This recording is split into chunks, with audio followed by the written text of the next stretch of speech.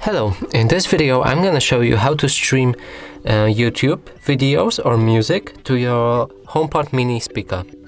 So in order to do that, you will have to get the YouTube app opened on the iPhone, like that.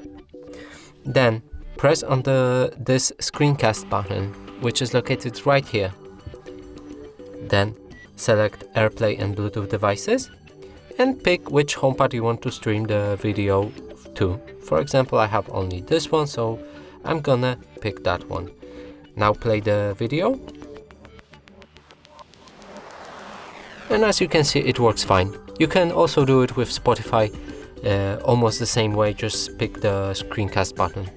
That's it for this video. Hope you like it. Please consider subscribing to our channel, leave a like and a comment below.